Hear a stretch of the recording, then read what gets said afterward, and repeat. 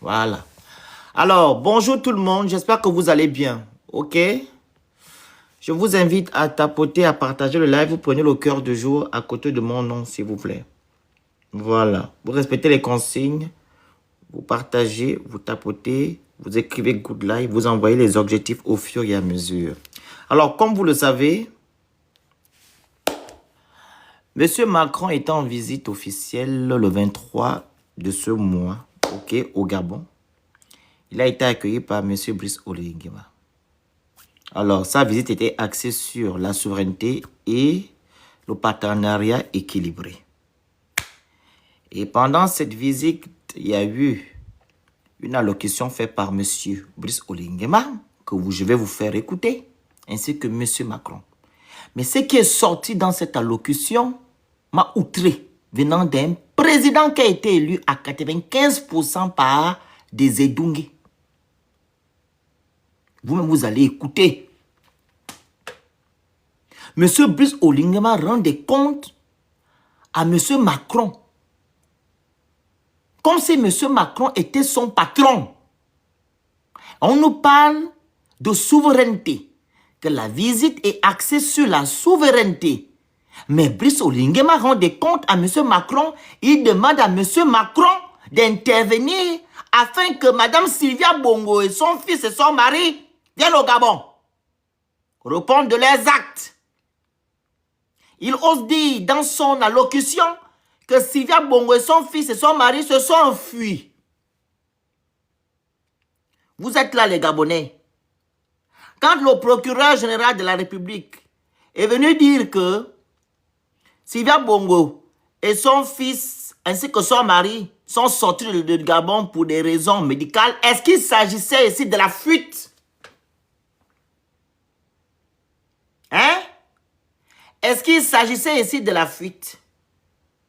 Que Sylvia Bongo s'est enfui avec son fils et son mari, dont l'État gabonais n'était pas informé. Oligui Nguema n'était pas informé. Mais il y a des vidéos qui circulent où nous voyons M. Brice Oligui Nguema nous dire ici, je vais vous mettre la vidéo, que c'est une affaire de famille et qu'il n'était pas l'heure à la vengeance. Et nous avons aussi vu certaines vidéos où des collaborateurs, ou du moins le procureur de la République, là, M. Minan, ainsi que ses confrères de la justice, qui se sont rendus dans la résidence privée de M. Ali, où ils ont dit qu'ils sont venus sous l'instruction de monsieur le chef de l'État, M. Brice Oligui Nguema, pour signer un document d'accord. Est-ce qu'avec ça, on peut nous parler de fuite? Qui les a libérés? Qui les a libérés? Donc, je vais vous mettre maintenant le discours de ce monsieur-là. Je n'ai même pas envie de mettre tout le discours, mais je vais vous mettre quand même le discours parce qu'il y a des choses bizarres à l'intérieur, hormis le passage où il parle de Sylvia Bongo et son fils. Donc, on écoute.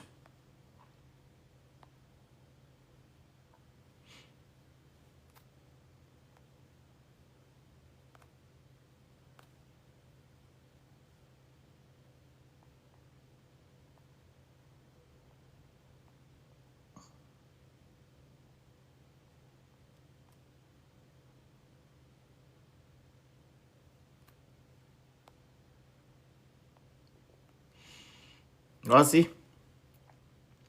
Vous me dites si le volume est bon.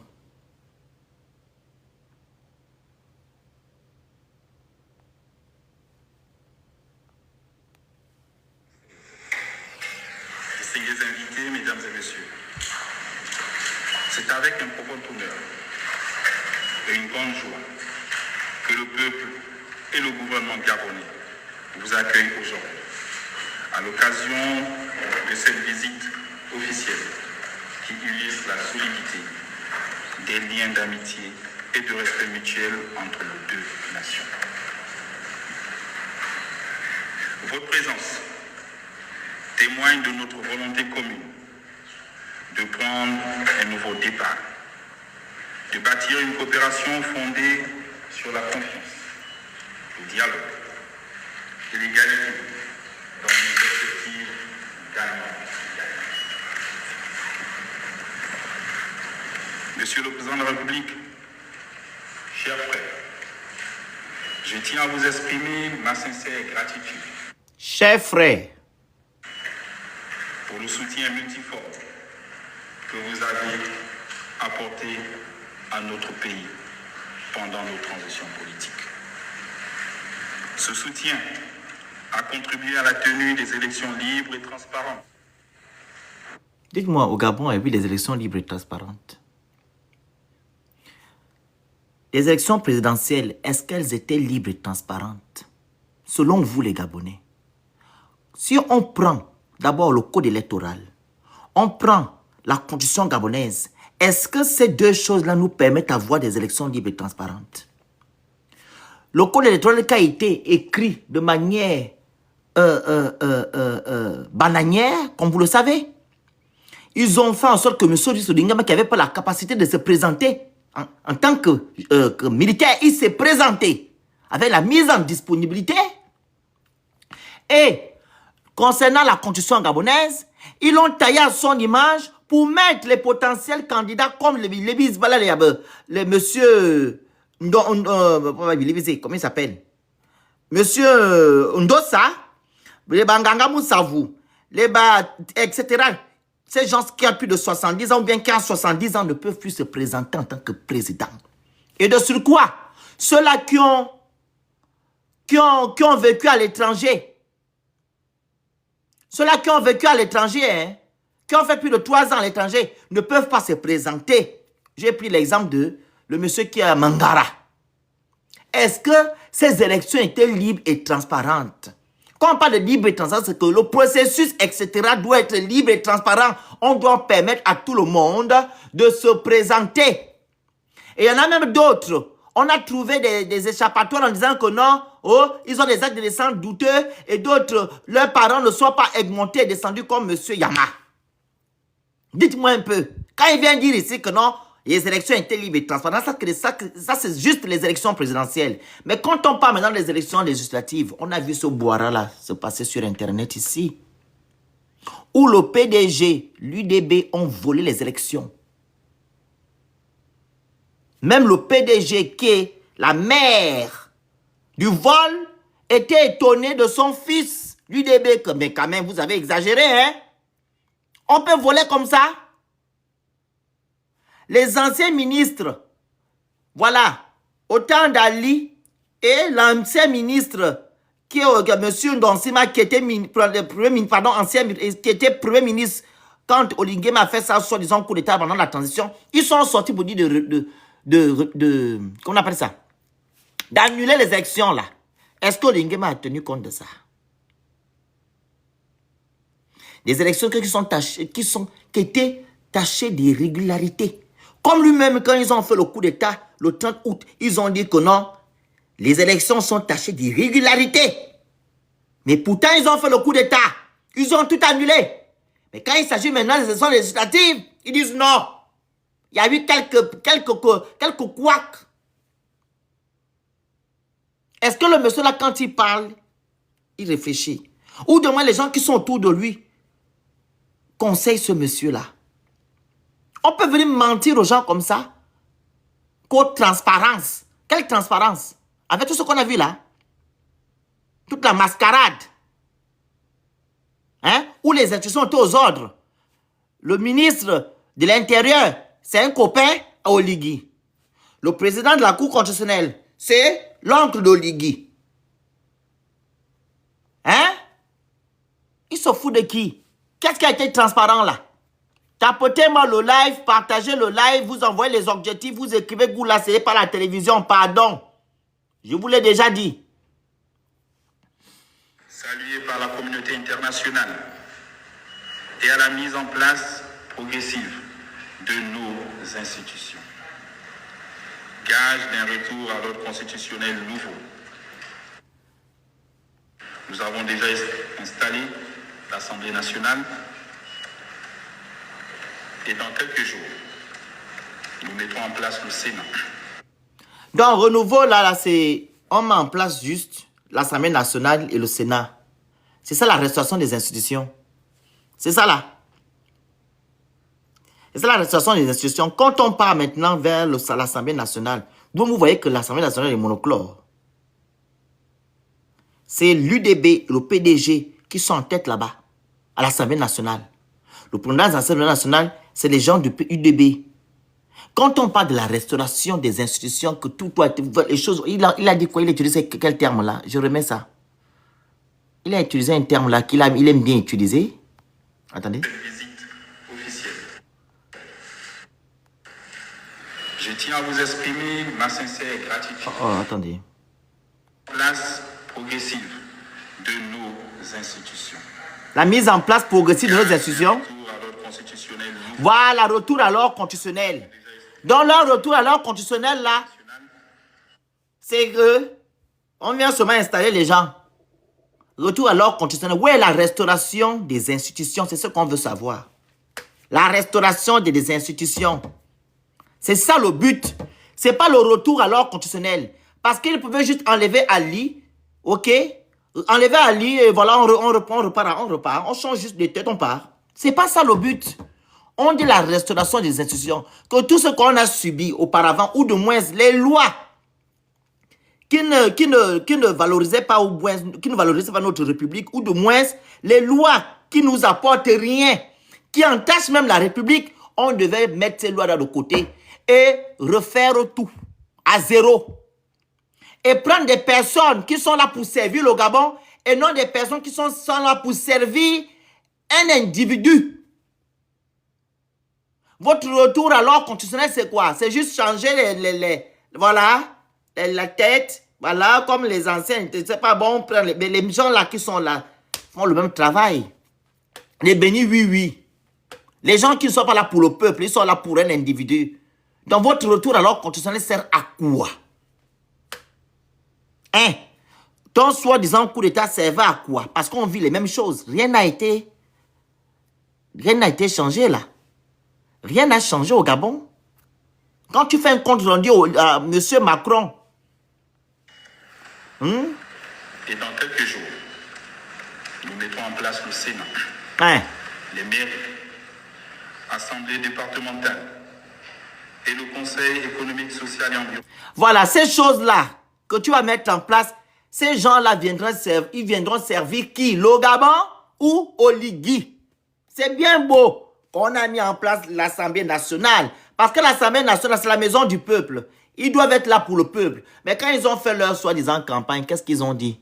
On fait la politique du président. On est là pour faire la politique du président. Ils ne sont pas là pour le peuple gabonais. Mettre tout ça en place, ok, c'est bien. Mais ils vont servir qui? Le peuple gabonais ou bien ils vont servir un individu qu'on appelle Oligui Nguema? Qu'au retour à l'ordre constitutionnel.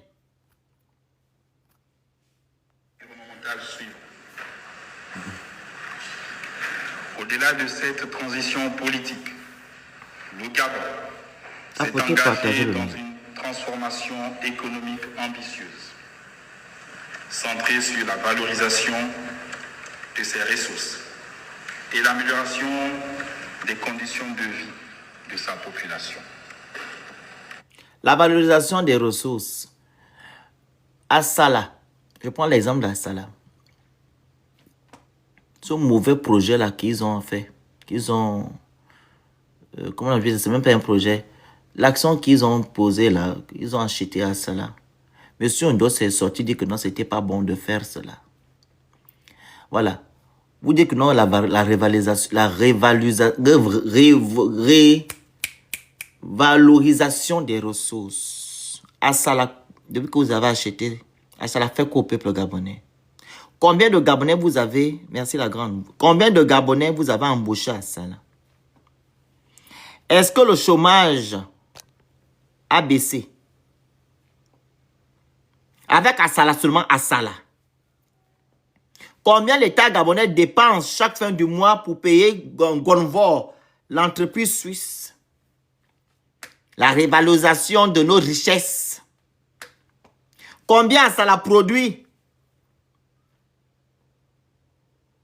Il faut nous dire que des grands discours.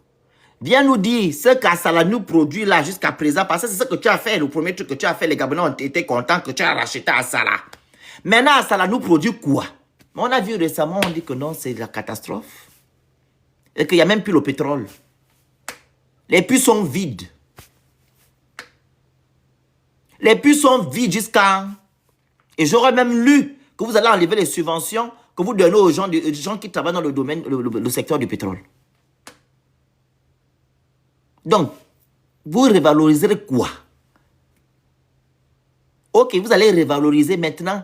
Est-ce que le peuple gabonais bénéficie de ça, de cette revalorisation-là? Non, c'est vous, un groupuscule de personnes, ta bande, qui vont manger l'argent de ces richesses-là, avec leur famille. Et pas des Gabonais. À propos du contraire, quand tu parles des conditions de vie des Gabonais, les Gabonais dorment toujours à la belle étoile à l'Assemblée nationale. Les Gabonais n'arrivent pas à joindre les fins du mois.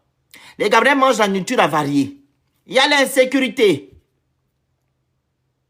qui bat son aile. Le taux de chômage élevé. Coupure d'eau, coupure d'électricité. Les conditions de vie des Gabonais ont changé où? Depuis que tu es arrivé, qu'est-ce que tu as fait, que tu as mis en place où les Gabonais vont dire que ouais, Oligui nous a vraiment valorisé? Que nos conditions de vie ont changé. Qu'est-ce que tu as fait? Ça fait 3 ans que tu es là. Qu'est-ce que tu as fait quand tu parles des conditions de vie des Gabonais? Il n'y a pas le travail. Les Gabonais n'ont pas de travail. Tu dis même qu'il n'y a plus la place à la fonction publique, il fallait faire les petits boulots. Ou du moins, il fallait faire l'entrepreneuriat. Quel genre d'entrepreneuriat? Tu ouvres une cafétéria, ça te sert seulement de manger, de dormir. Pendant que d'autres pays, ils ont des holdings, des grandes entreprises où tu peux employer 15 à 20 à 30 personnes. Mais au Gabon, non, tu dois ouvrir un petit truc. Ok. Et pendant ce temps, leurs enfants, ils ont toujours des postes budgétaires. Ils sont à la fonction publique. Et leurs enfants aussi ouvrent des grandes entreprises. Pas les conneries qu'on vous demande d'ouvrir. Des 50 000, là, des 100 000, là. Eux, leurs enfants, ils ont toujours des bonnes choses, des grandes choses. Le Gabon appartient aux enfants d'Oligui et à ses camarades. Et vous, vous devez aller faire les petits boulots. Ou du moins, faire des petites entreprises. Les cafétérias. Ou la petite boutique. Qui va seulement te servir à manger et à payer on appelle ça tes charges, c'est tout. Tu dois pas évoluer dans la vie. Ou les conditions de vie. Nous ne souhaitons plus faire comme par le passé. Ouvrir les bars. En est l'un des principaux piliers, notamment par la transformation locale de nos matières premières. À ce titre, nous invitons les entreprises françaises à s'asseoir, à suivre notre dynamique dans un cadre de transparence et de bonne gouvernance, conformément aux recommandations du Fonds monétaire international en matière de publication de contrats, de déclarations fiscales, conventions, accords et partenariats. C'est l'occasion pour moi de vous rappeler, cher Emmanuel, que le 2... Vous savez, c'est bien beau de demander aux entreprises françaises de s'aligner. Ok? C'est bien beau. Mais quand ils vont s'aligner, eux par contre, ils savent en fait lire les contrats. Ils savent ce qu'ils veulent. Parce que la France n'a pas d'amis. La France n'a que des intérêts. Mais vous ne connaissez ce qu'on appelle la réciprocité. Que non, si nous on demande que vous puissiez faire ça, en retour, nous aussi, vous voulez, si vous nous demandez de faire ça, nous on vous demande aussi de faire ça. Mais vous ne savez pas parler. La même chose, vous êtes allé faire le même truc à Assala. On retrouve aujourd'hui qu'à Assala, le Gabon est perdant. Le Gabon est perdant dans Assala. C'est pas pareil. Le Gabon est perdant dans Assala avec l'entreprise suisse Gonvor. On est perdant. On doit s'aligner. Vous devez vous aligner. Mais il faut d'abord bien lire les contrats. Il faut prendre des personnes aguerries qui peut venir dire que non, le contrat est bon, ou bien voilà ce qu'on demande. Si la France n'accepte pas, allez, on change de partenariat, on prend d'autres personnes. Et ne si pas mon como, mais tu travailles avec la France. Un demi-siècle maintenant, on travaille avec la France. On est où? Et les gens que vous envoyez signer des contrats avec la France, eux, ils vont prendre leur pourboire, ils vaquent à leur occupation. On se retrouve après que dans les problèmes. Février 2028 à Dakar, lors de votre adresse à la communauté française du Sénégal. Vous avez dit ceci: les entreprises françaises doivent être exemplaires en Afrique. C'est cette exemplarité que nous recherchons pour notre pays.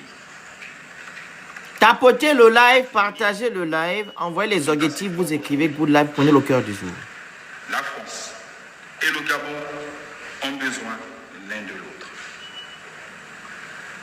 Notre avenir commun passe nécessairement par la suppression de l'économie de rente.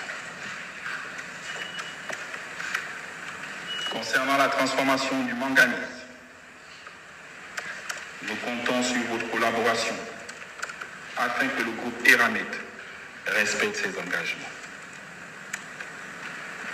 Au regard de nos récentes discussions, je sais compter sur vous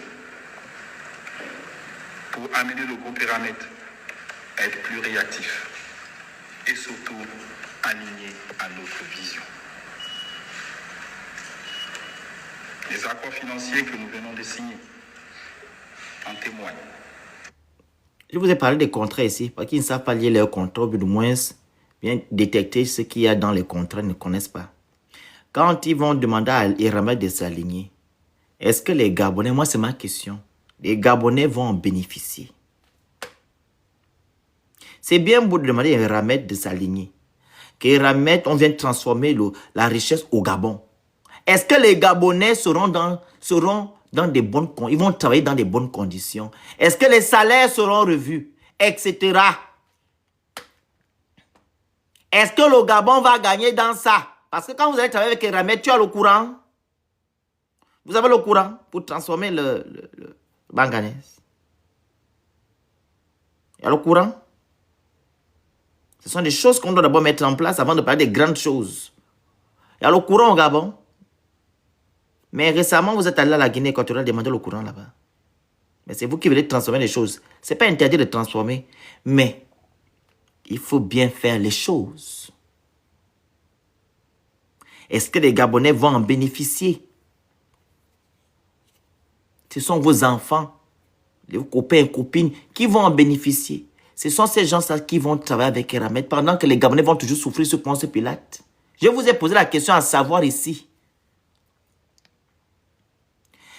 Est-ce qu'en achetant à Sala, les Gabonais ont eu quelque chose là-bas? Combien de Gabonais ont été employés à Sala? Combien? Vous avez acheté à Sala combien de milliards ici? Les Gabonais ont été employés là-bas. Quand Eramet aussi va aussi venir transformer combien de Gabonais? Soit ils seront employés, mais ils vont travailler dans de mauvaises conditions. Il y a beaucoup qui se plaignent avec l'affaire des Turcs ou je ne sais pas qui là, ou des Indiens. Vers Oulam là-bas, beaucoup se plaignent.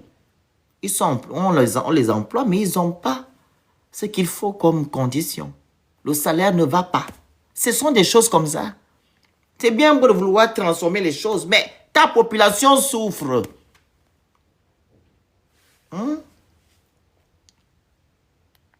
On poursuit.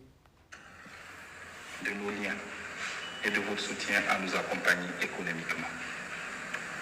Là, nous avons engagé des... Là, il est en train de commander l'argent. Hein? Vous entendez là? Oh, que nous accompagner économiquement. Il est en train de commander l'argent. Vous voyez là. C'est son travail.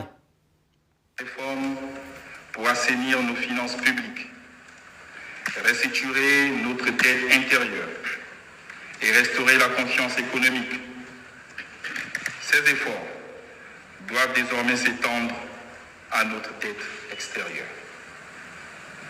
en partenariat avec les institutions multilatérales, notamment le FMI, à qui nous avons demandé une assistance technique et la Tapotez, partagez le live, envoyez les cadeaux, vous écrivez Good Live.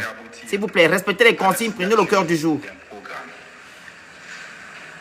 Cher Emmanuel, mon gouvernement a hérité d'une dette abyssale. Vous devez savoir ici que dans la dette du Gabon en 2022-2023 était à 7200 milliards. Oligui est venu après, pendant et après, elle est montée à 8 milliards, dont 1600 et quelques milliards que ce monsieur est venu encore rajouter. Et selon les organismes internationaux, on va atteindre maintenant les 80%, vu qu'on était à 70%, le seuil. On avait atteint le seuil 70%. On va maintenant atteindre les 80% en 2026. C'est encore Ali Bongo. Tout le temps, tu fais tes discours, tu parles d'Ali Bongo. Ali Bongo n'est plus là, ça fait il y a 3 ans. Parle de ton bilan. C'est ton bilan 3 ans. Tu sais qu'il est catastrophique. Malgré le mensonge que vous faites matin, midi, soir, ton bilan est catastrophique. On a pris le Gabon d'une manière abyssale. Abyssale de quoi? C'était 7 et quelques. Tu es venu, tu as augmenté encore à 8. 8. Et la loi des finances du Gabon a augmenté la première. Dans l'histoire du Gabon, on est quitté de 3 à 4 milliards. La loi de finances. Comment dire la loi des finances? Ce n'est pas la dette, c'est la loi des finances qu'on nous devait comme budget. Tu es venu encore augmenter. Maintenant, elle est à 7 000. C'est Ali Bongo. Tout le temps, tu parles d'Ali. Parle de ton bilan. La gestion, ta gestion. Elle est à quel niveau? Les 3 ans là, qu'est-ce que tu as fait? Toujours en train de parler du passé. Le passé, le passé, le passé, le passé. Laisse un peu Ali Bongo tranquille. Laisse Ali Bongo. Tu es venu changer les choses. Ne passe pas ton temps à parler d'Ali. Ça fait 3 ans que tu es là. Dis-nous ce que tu as fait. Hein? Quel changement que tu as apporté, si ce n'est pas dans le secteur économique, etc., etc. Tu as apporté quoi? C'est ça là qu'on veut savoir. Tout le temps, oh, on a un bissal. Toujours. Ali Bongo, c'est vraiment ton cauchemar. Hein? Fruit d'une gestion irresponsable et opaque. Gestion irresponsable et opaque. Ton petit frère, Mr. Mingema, directeur général du budget, tu l'as enlevé pourquoi? Pourquoi tu as enlevé ton frère? Quand le média, Gabon Média Time vient nous dire ici qu'ils ont fait des recherches concernant les routes en béton que tu fais, que vous avez, qu'on appelle ça? Que vous avez, comment je peux dire, le kilomètre de route pour vous était à 800 millions, sachant qu'il a 200. 200. Vous dites que c'est à 800, vous payez 800, mais normalement, il est à 200. C'est pas la même chose qu'Ali Bongo faisait avant, que ton petit frère a fait. Les routes en béton, là, 800 millions. 1 kilomètre. Normalement, ça doit valoir 200. Toi, c'était 800 avec ton petit frère. Tu nous as dit pourquoi il est quitté. Tu l'as enlevé directeur général. C'était encore Sylvia Bongo et son fils. Mais tu parles de Sylvia Bongo et son fils. Mais il y a toujours les détournements de fonds. Hein? Les rats qui sont venus là sont déjà les millionnaires aujourd'hui. Vous avez des primes. Toi-même, tu es là. Tu as 250 milliards par an de fonds politiques. L'argent la sort d'où? C'est pas dans la loi des finances. Le même argent que Ali avait. Tu nous as déclaré ici ton patrimoine au début de la transition. Rien. Toi, tu es milliardaire. L'argent que tu vas distribuer partout là, ça sort d'où? C'est le même travail qu'Ali faisait. Qu'est-ce qui a changé? Que gestion opaque. Les marchés de gré à gré que vous faites là, ça appelle d'offres. On en parle. Combien de Gabonais vous avez appelé que venez? On met d'abord les Gabonais en avant. Il y a un marché là. Ah, voilà. C'est pas un Bomaf qui gère tout au Gabon, Bomaf. C'est pas ça qu'aussi Ali Bongo faisait. On a vu récemment, concernant on appelle ça comment? Les gens là, les investisseurs, il y a un Chinois qui a été kidnappé récemment par tes gens. Le Chinois là, qui a été kidnappé par tes gens. C'est ça aussi Ali Bongo qui a fait ça. Hein? Vous devez soutenir l'argent de monsieur là, pourquoi? Pour faire quoi? Combien de milliards que vous avez pris là, quand vous avez pris vous avez arrêté Sidja Bongo. L'argent que vous avez déposé là, vous avez dit que vous avez pris combien de milliards? L'argent là est où? C'est parti acheter les bœufs. Il n'y a que 7 B. Vous allez acheter les bœufs. Donc le reste là, c'est où? Ok, les 63 B là, que tu as partagé dans toutes les provinces du Gabon, l'argent là a servi à quoi? On veut savoir. Tu es parti au Olentem, tu as donné 7. Tu es parti au Gouevindo, 7. Tu es parti à Nyanga, 7. Tu es parti à Langounien, 7. Haute-Goué, 7. Est-Hier, 7. Tu es parti à Goué Maritime, 7. Tu es parti à Balève-Moutéa, aidez-moi les provinces, il y a 9. J'ai cité un truc, Ogoué Ivindo, Ogoué Maritime, Ogoué Lolo, 7. C'était 9, non? Je pense que j'ai fait 9. Quoi encore? Ngounye Nyanga, Mouane Ogoué, 7. L'argent là est où? Ça servi à quoi? Les gros chèques qu'on voyait là. Trop ça fait. Oui, j'ai cité. Ça fait 63 B. L'argent là est où? Ça a été utilisé à quelle fin? Ça a été utilisé à quelle fin? Tu viens dire que non, je suis opaque, mais vous faites la même chose. Vous ne dites rien aux Gabonais. Et les bœufs que tu as achetés, ils sont où maintenant? Ça a servi à quoi? Les bœufs que tu as donnés en Dansima. Donc les bœufs coûtent maintenant 7 bœufs au Gabon. Quand tu regardes les bœufs qui sont maigres comme ça là, qui reviennent du Brésil. Sans oublier les cantines de lingots d'or. C'est où? À un moment donné. Vous foutez de qui? Olegema, que je suis opaque. Mais la même chose continue, mais pire. Pire. Parce que je dis, les rats qui sont venus là, ils sont devenus riches. Regardez comment ils sont. Le ventre, le joug. Monsieur Ondosa l'a dit. Les gens qui sont venus sans rien, ils sont maintenant comme ça, tout dodu, bien là, le ventre sorti. Ils vivent la belle vie, le temps a même changé. Ils se sont même comment dire ça, les jours sont ronds. Avec l'argent des Gabonais. La gestion, elle est où? Delta Synergie, quoi? L'audit, à quel niveau? Les 18 ou les 10% que la famille Bongo avait, c'est où? C'est où? Les 18%, là, on avait dit là-bas là, que les Bongo ont 18% du pétrole. L'argent, est où? Tu as mis ça où? Tu nous as pas informé, hein? On ne connaît pas où c'est. Hein? Non. Ce monsieur-là pense que nous sommes des enfants, hein? Tout cela orchestré par Ali Bongo Ondimba. Vous entendez? Son épouse Sylvia et son fils Noureddin. Aujourd'hui en fuite à Londres. Vous voyez le monsieur là? Dans Sylvia Bongo, son mari, ils se sont fuis. Azamo Lingema Zama. Le bon Dieu te regarde. Le bon Dieu te regarde, Olingema. Tu viens dire ici que Sylvia Bongo s'enfuit. Hein? Fugitif. Donc, Sylvia Bongo avait les clés de la prison. Ou bien elle était en complicité avec quelqu'un de tes gens qui sont autour de toi, qui sont allés ouvrir la prison. Allez, Sylvia Bongo est parti comme Clyde and Bowling. Comment? Clyde quoi? Aidez-moi s'il vous plaît. Clyde and Bonnie, c'est ça? C'est bien ce qu'a fait Clyde and Bonnie. Ils ont volé, ils ont fui la... C'est pas ça là? Bonnie and Clyde. Voilà. Donc, Sylvia Bongo, son mari et son fils, ils ont ouvert la prison. Allez, avec... Ils ont pris l'avion. Tu ne t'es pas informé. Et tu viens parler comme c'est un bébé.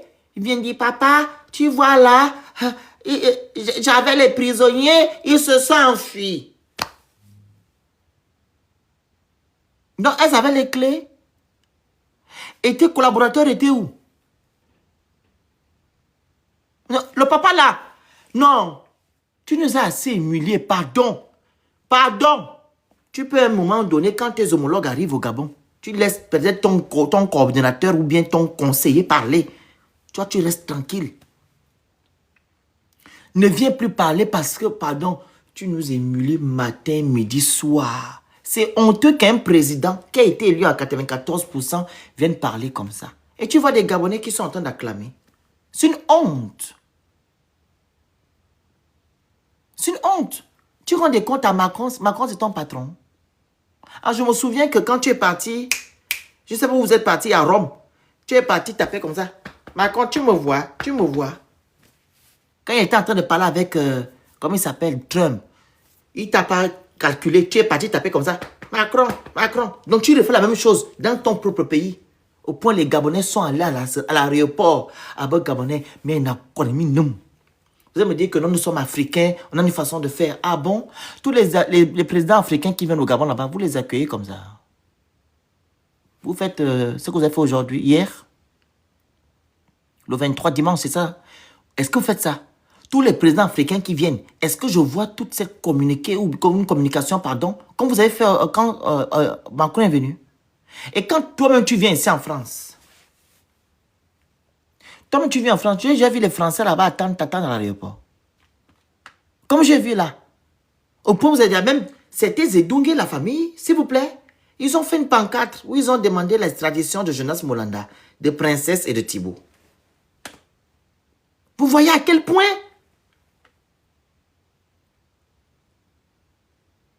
ils ont fait la fiche, hein? Extradition. Monsieur Macron, on vous demande d'extradier Jonas, Princesse et Thibault. Une banderole. J'étais choqué. J'ai dit que ce n'est pas la folie. En 2025,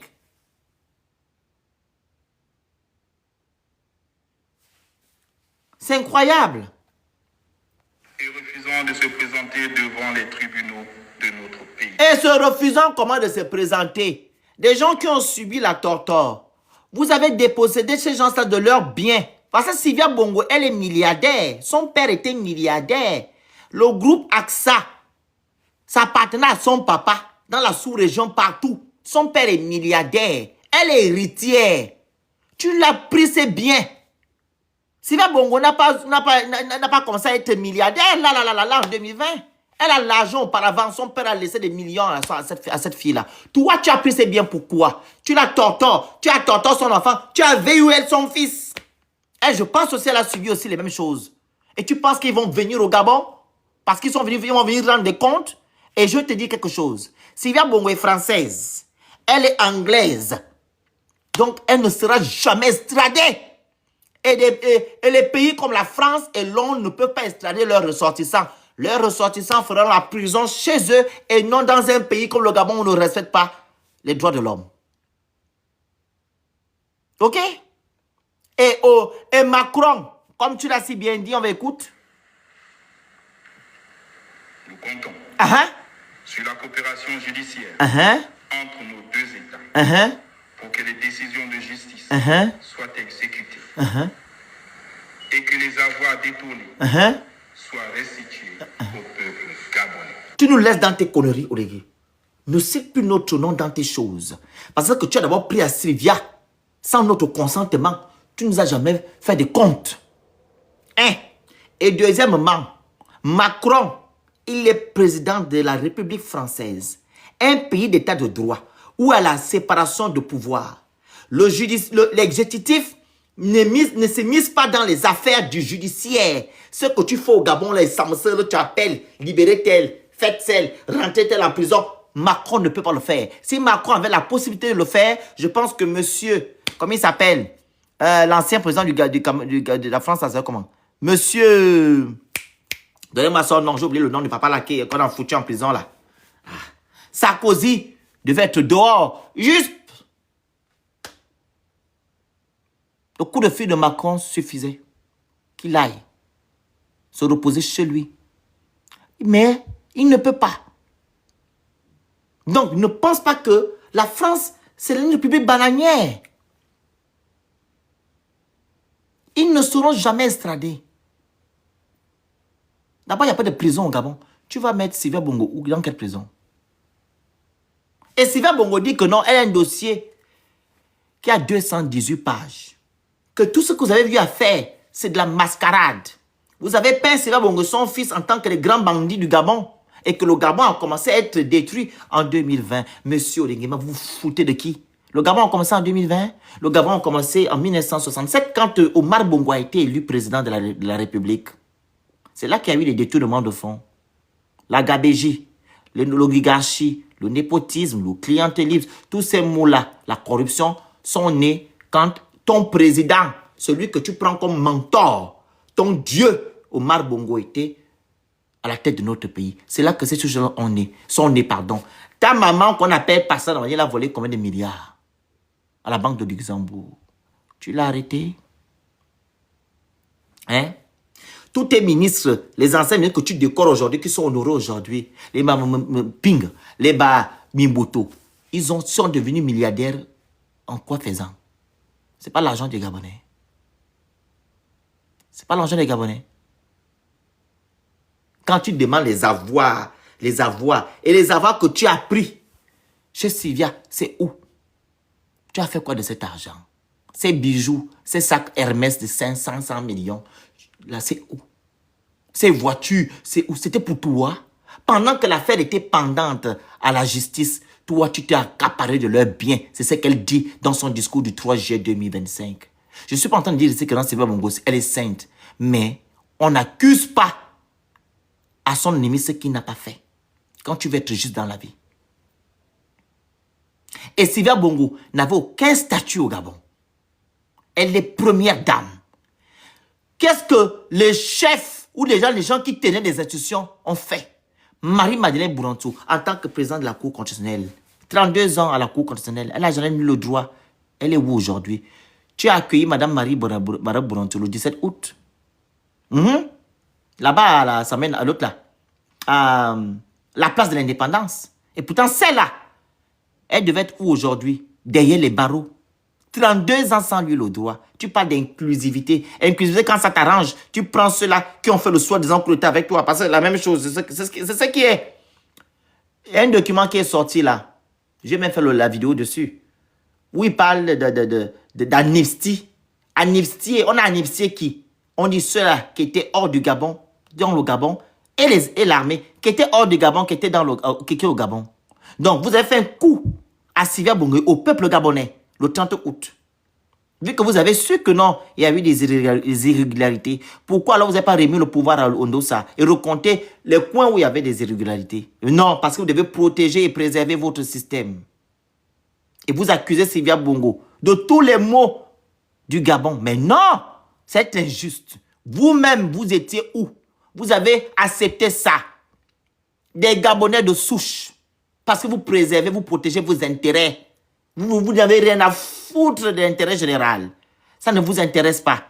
Vous ne voulez pas que les Gabonais changent leurs conditions de vie. Non. Et c'est ce que tu as encore fait aujourd'hui. Pour demander aux Gabonais d'aller attendre Macron sous le soleil. Les femmes assises par terre. Notre culture par terre danser. C'est la première fois que Macron vient au Gabon. C'est la deuxième fois, je pense, qu'il vient au Gabon. Il était judicieux que tu puisses faire tout ce que vous avez vu à faire là. Et tu viens accuser Sylvia Bongo. Sylvia Bongo doit aller au Gabon avec son fils. Et toi, oh, ils ont fui. C'est toi qui as libéré Sylvia Bongo. Je vais mettre la vidéo là tout de suite là. Tapotez, partagez, envoyez les cadeaux, vous écrivez good là. Excusez-moi le live. Oh. C'est pas la télévision. Balaya. Peace.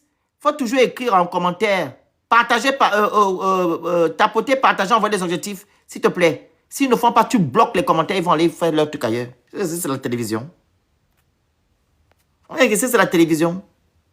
S'il te plaît, fais ça. Je voulais vous mettre quoi là? Voici.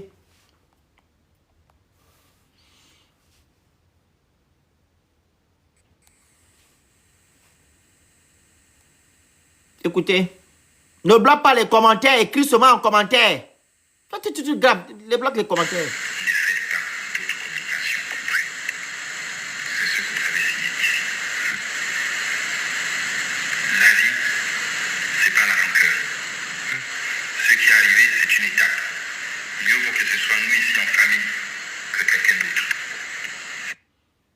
Écoutez, en famille, mais celui qui vient dire au vu de tout le monde que non, ils ont fui. Ça devait être pire que ça. Vous n'étiez pas en prison, vous étiez ici. Peut-être les conditions n'étaient pas les mêmes que la maison, mais vous n'étiez pas en prison. Et ça, je le disais même au président Macron, qui ne sont pas en prison. Vous avez entendu, non?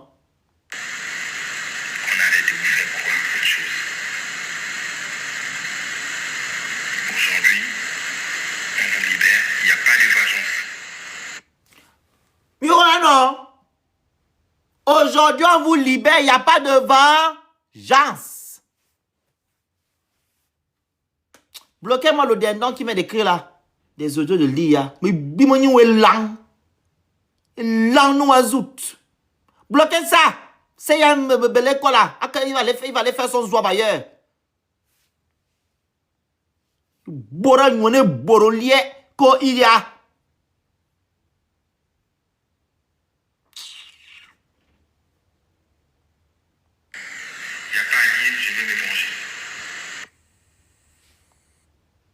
Voilà. Et je mets maintenant la vidéo de où ils sont partis chez Sylvia Bongo. Vous allez entendre sur la haute instruction du chef de l'État, les accords.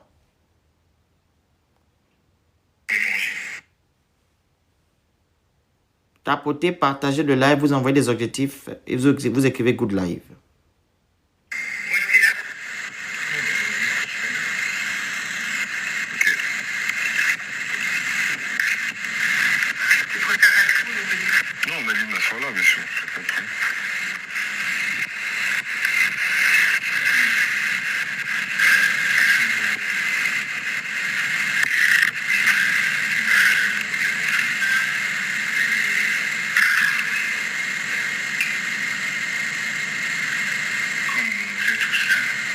C'est Ali qui parle, après vous allez écouter.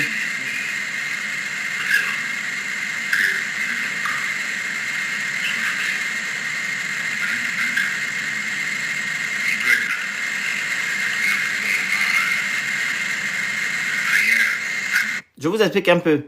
Quand Ali, ils sont allés chez Ali, Ali leur a demandé que non, il faudrait que son avocat soit la madame Gisèle Issué. Ok? Donc, il était en train de dire que non, vous êtes chez moi, j'aimerais avoir mon avocat.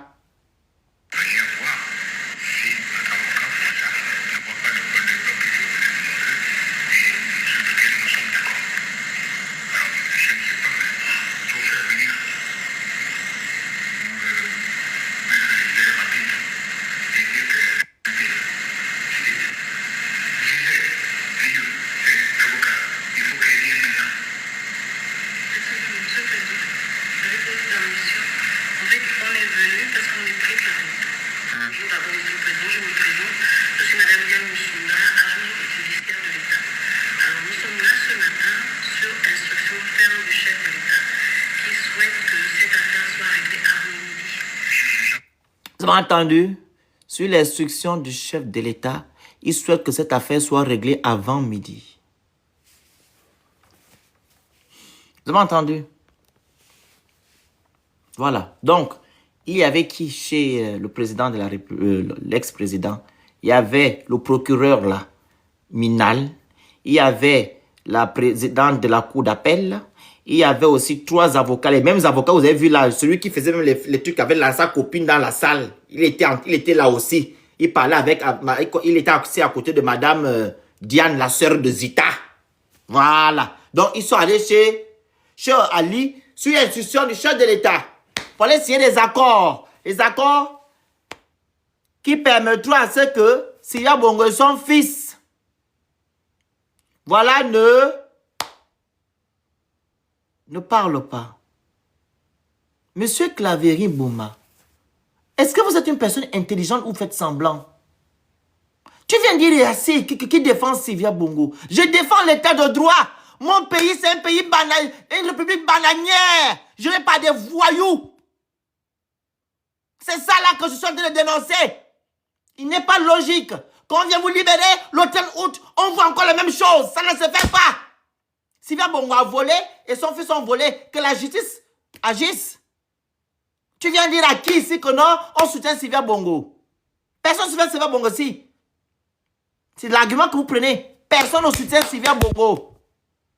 Et même si soutient Sylvia Bongo, il est logique pour vous qu'on t'entend les gens en 5e République. Il n'y a que des animaux qui peuvent accepter. Même les animaux ne peuvent pas accepter ça. Il faut arrêter. Vous voyez le problème ailleurs. Et non Sylvia Bongo. Il n'est pas logique qu'on vienne nous mentir. C'est ça le but. On vous a dit la dernière fois, quand il y a eu l'élection présidentielle, Oligui était interviewé par, je pense, les journalistes de TV5 Monde. Ils ne vous ont pas dit ici que non, il y aura un procès équitable et transparent, que tout va se mettre, patati est monté, descendu. Quand vous avez vu le procès, c'était transparent et équitable. Un procès orienté, où on demande de ne pas parler d'autres personnes, on doit seulement parler des gens qui sont dans la salle. Mais ceux qui sont dans la salle ont travaillé avec Oligui, ont travaillé avec les autres. Pourquoi ces autres-là sont épargnés? Ce sont les gens qui sont dans la salle que vous voulez incriminer. Pourquoi? Les détournements de fonds ont commencé que quand Sylvia Bongo était, entre guillemets, présidente au Gabon. Ah non? Oligui est milliardaire, elle a eu l'argent. Qui vient nous dire où il a eu l'argent? Il vient nous déclarer son patrimoine. Qui restaure aussi ce qu'il a pris au peuple gabonais. Après, du contraire, son père ni sa mère sont des milliardaires au Gabon. Ce ne sont pas des entrepreneurs. Il est milliardaire en quoi faisant un fonctionnaire qui fait des affaires. Ce n'est pas interdit dans votre pays. N'importe quoi. Parce qu'on va vous soutenir la bêtise. Tapotez le là, on est quitté de 700 à 532. Parce que vous ne tapotez pas, vous n'envoyez pas les objectifs. Bloque-moi les commentaires. S'il te plaît, et puis bloque maintenant les commentaires. Ils vont tapoter, envoyer les objectifs.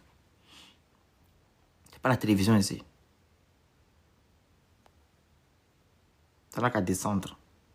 Je vous ai parlé hier, vous ne comprenez pas. On poursuit.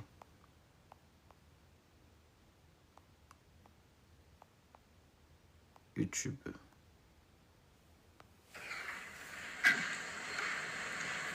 Monsieur le Président, Merci. je vous renouvelle mes vœux des bienvenus et souhaite que votre séjour au Gabon soit à la fois agréable et porteur d'échanges fructueux. Que cette visite marque une nouvelle étape dans le renforcement de notre coopération au service du développement et du bien-être de nos populations. Notre relation est au beau fixe. Il n'y a aucun nuage entre le Gabon et la France. J'aime mon pays comme vous aimez la France. Je vous remercie. Oligui, tu n'aimes pas le Gabon. Tu aimes les richesses du Gabon. Tu aimes ce que le Gabon t'apporte. Si tu aimais le Gabon, tu devais aimer les Gabonais. Et mettre les Gabonais dans de bonnes conditions. Et si tu aimais vraiment le Gabon, tu ne devais pas mentir aux Gabonais le 30 août. Et faire ce que tu fais aujourd'hui. Tu n'aimes pas le Gabon. Tu aimes ses richesses. Comme ceux-là qui viennent au Gabon viennent aimer juste les richesses du Gabon. Ils n'ont rien à foutre du reste. Ok? Voilà.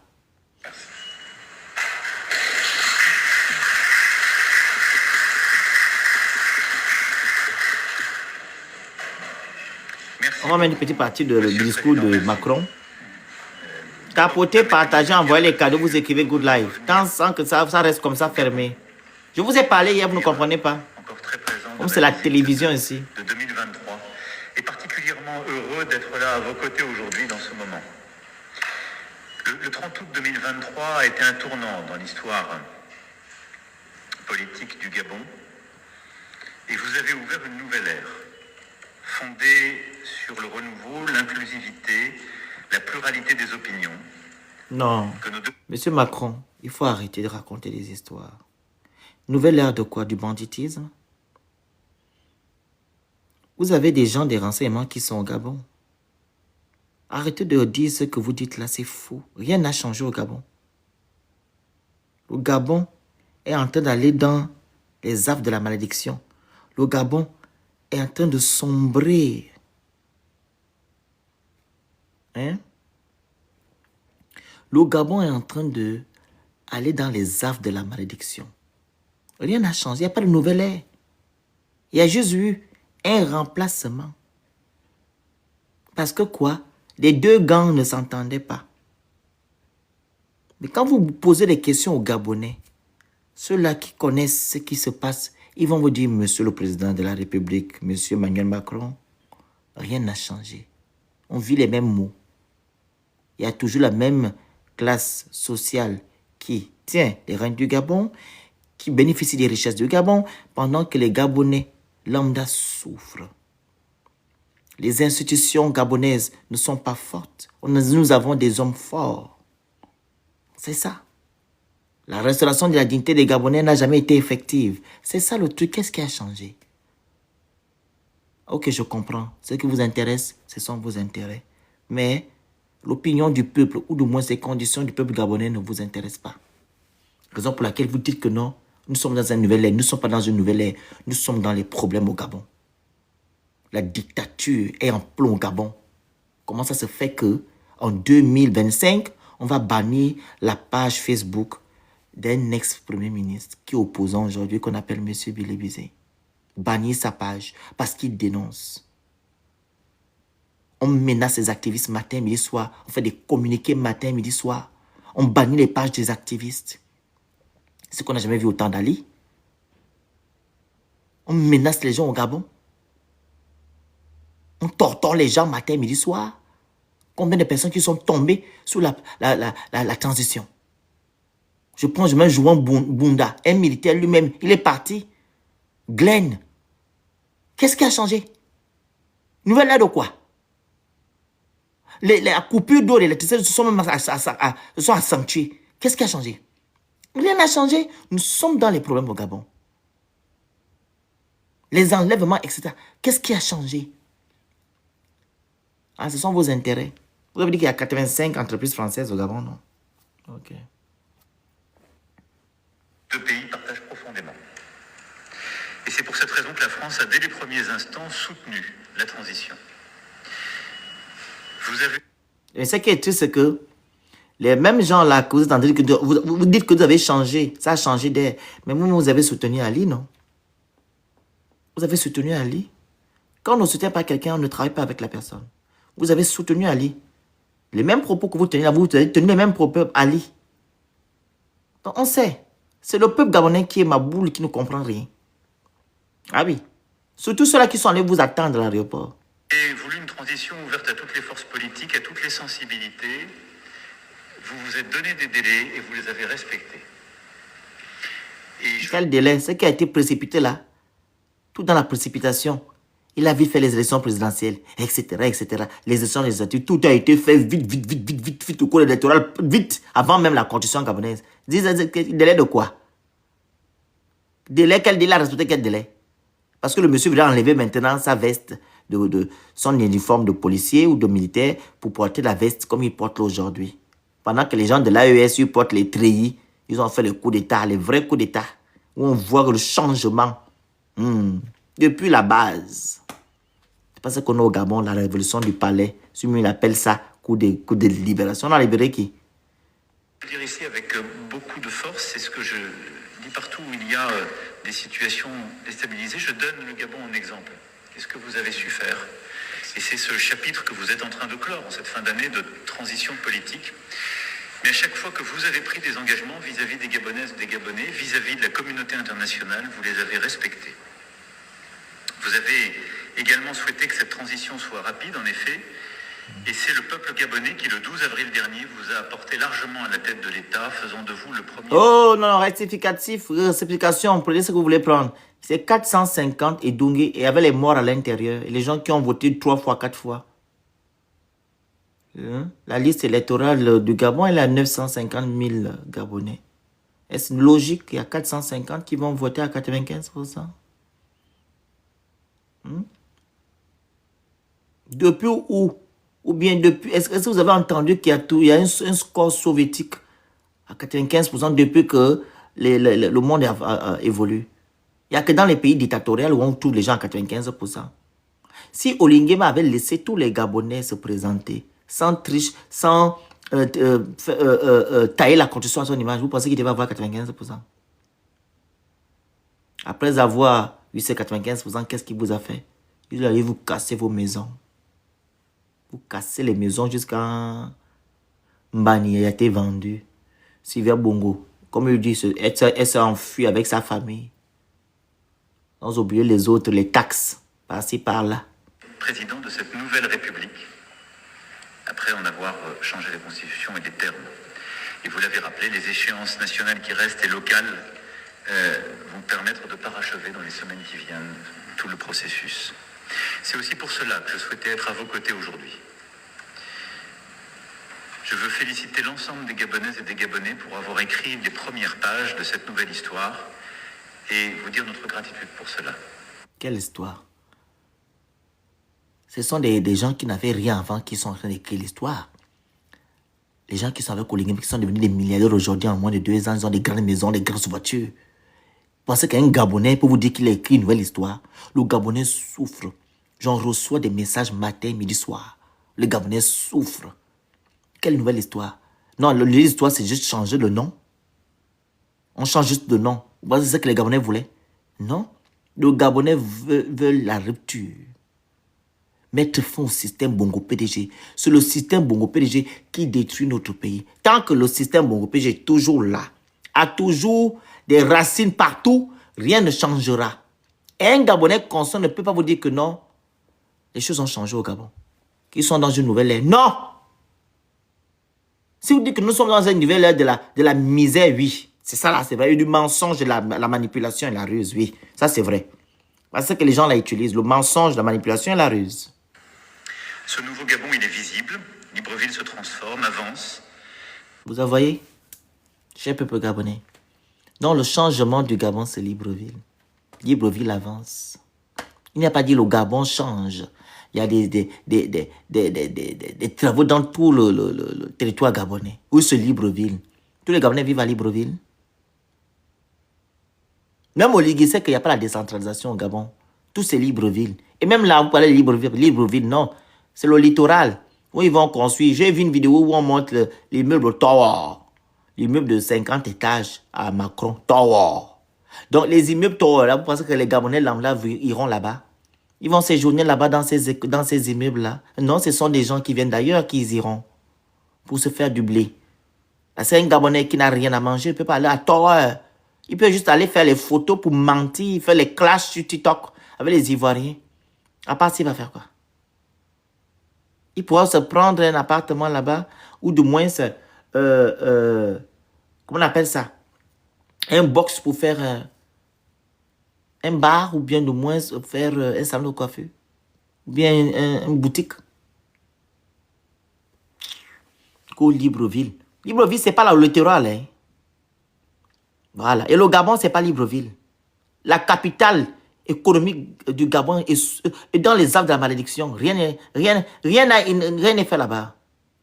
C'est là-bas, normalement, que les choses doivent se faire. La capitale économique. C'est là-bas que l'argent du Gabon coule. Mais il n'y a rien. Ils sont dans les problèmes. Bientôt, ça va même disparaître. Apparemment, dans 2050, Port-Gentil ne va plus exister. Demain, nous aurons l'occasion de voir plusieurs aspects de cette transformation. Et la France est pleinement disponible pour accompagner cette ambition. Et je vous le dis ici aussi, dans la philosophie que nous avons portée ces dernières années, vous avez eu l'amitié de citer les mots que j'ai eu à Dakar, mais au fond, depuis ce que j'ai dit à Ouagadougou dès la fin de l'année 2017, je crois dans un partenariat. J'ai oublié quelque chose. Pendant que le monsieur était en train de parler au Lingema, il s'est trompé. Il a dit, quand vous étiez au Sénégal le 2 février 2028, ils ne lisent pas, hein. Donc, quand Oligui Nguema fait les discours là, il ne lit pas les conseils. Son conseil ne lit pas.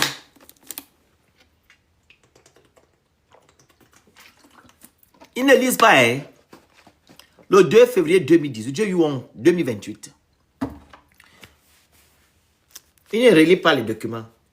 On ne dit que tiens, pas lire. Et il n'y a pas quelqu'un qui vous dit que non, ça, ce que vous avez dit là, c'est pas bon. Non, non, non, non, non, c'est pas comme ça que ça doit se faire. Aucun conseiller. Donc les conseillers là sont seulement là pour prendre l'argent du Gabon. Et lui-même aussi, il peut aussi se dire que non, non, non, non, ne changez rien. Parce que les présidents comme ça, le conseiller donne faire un discours, il dit que modifier comme ça, mettez ça. C'est comme ça que moi je vois les choses. Mais non, ne fais pas les choses comme toi tu vois. Vu que tu as des conseillers. Partenariat réinventé.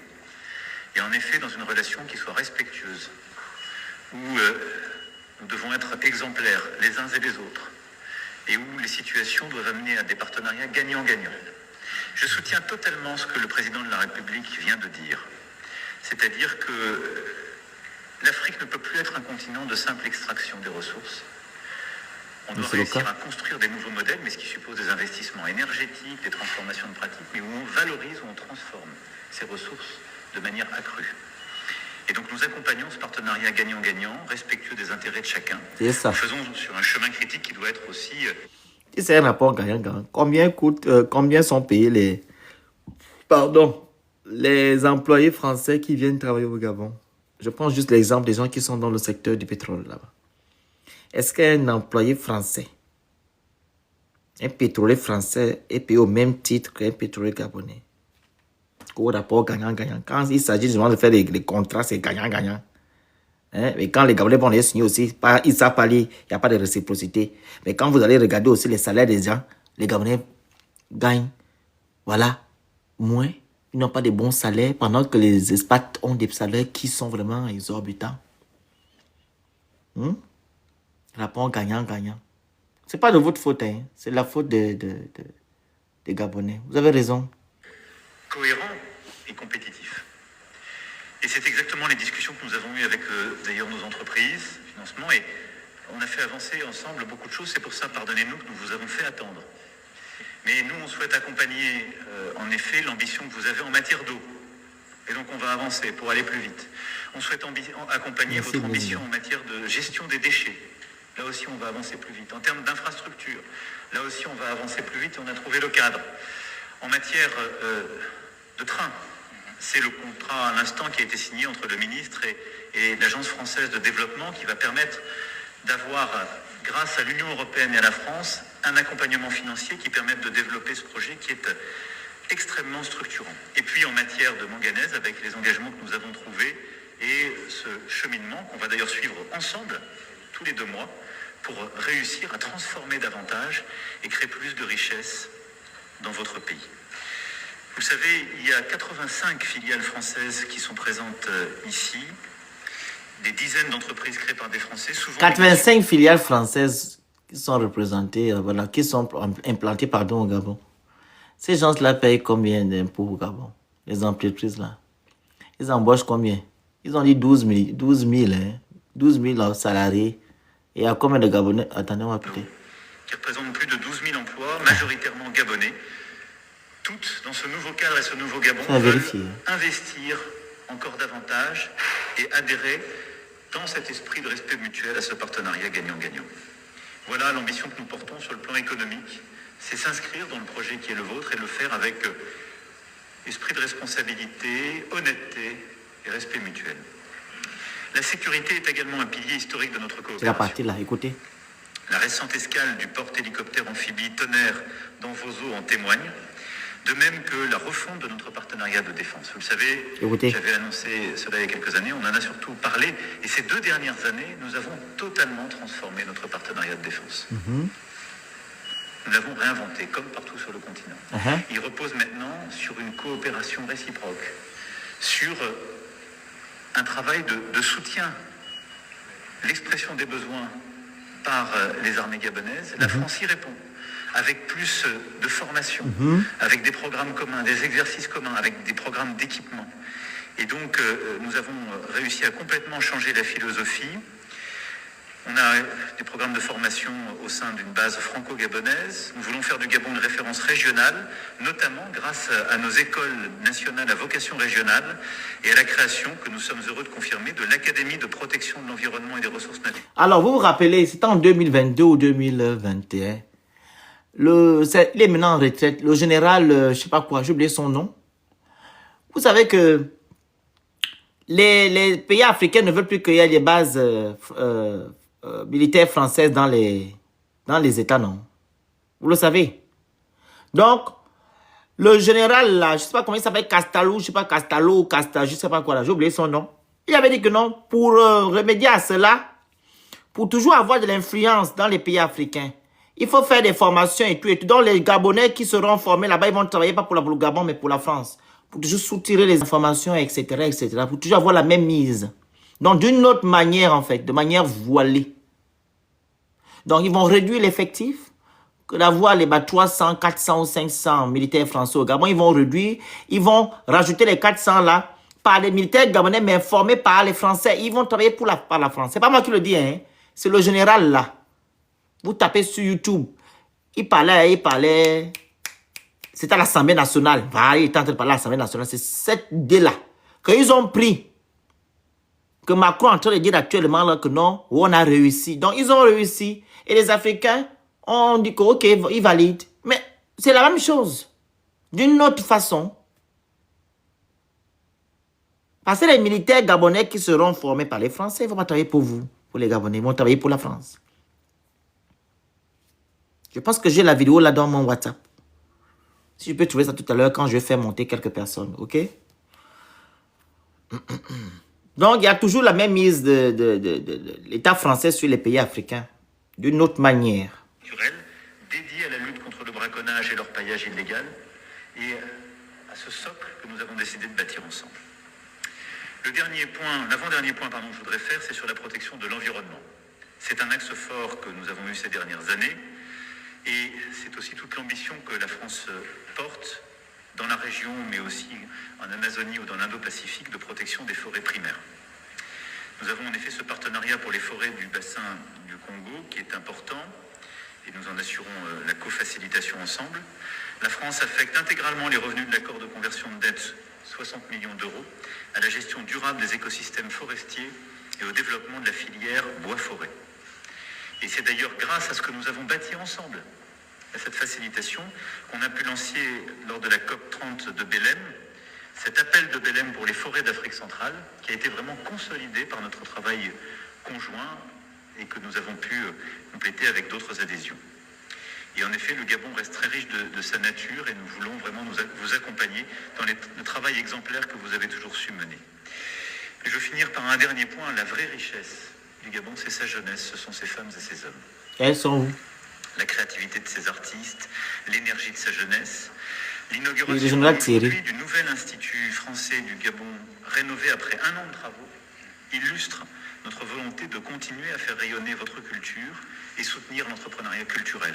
Et évidemment, l'éducation est aussi pour nous extrêmement importante. Avec Campus France, nous accompagnons des centaines de jeunes Gabonais qui poursuivent leurs études en France. Vous êtes plus de 5700 à suivre. Ils ne vont plus aller en France. Olingema a dit qu'il y aura plus de bourse pour aller en France. Et ce n'est pas gratuit. Voilà, parce que le Gabon paye beaucoup. Et de sur quoi vous parlez de... on doit mettre en avant la jeunesse gabonaise, etc. etc. Olingema, ce n'est pas son cas. Il ne faut pas venir nous fatiguer, M. Macron. C'est ce qu'on dénonce depuis. Moi, je dénonce ça. L'homme gabonais doit être au centre de tout. Ce n'est pas le cas d'Olingema.